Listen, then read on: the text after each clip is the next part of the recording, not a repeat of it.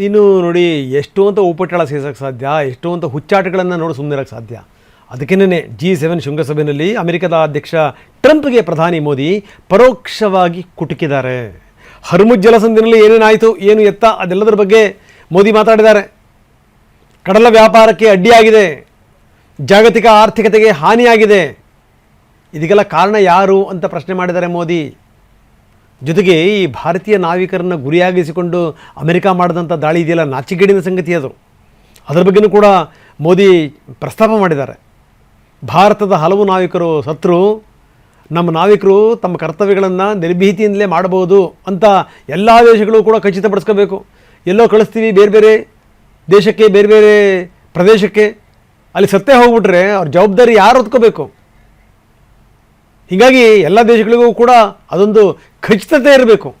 ಹೌದಪ್ಪ, ನಾವು ಕಳಿಸಿದ್ದೀವಿ, ನಮ್ಮ ನಾವಿಕರು ಸುರಕ್ಷಿತವಾಗಿರ್ತಾರೆ ಅನ್ನುವಂಥದ್ದು ಅದು ಬೇಕು ಅಂತ ಟ್ರಂಪ್ ಸಮ್ಮುಖದಲ್ಲೇ ಮೋದಿ ಹೇಳಿದರು. ಇದು ಒಂದು ಲೆಕ್ಕದಲ್ಲಿ ಸಂಚಲನ.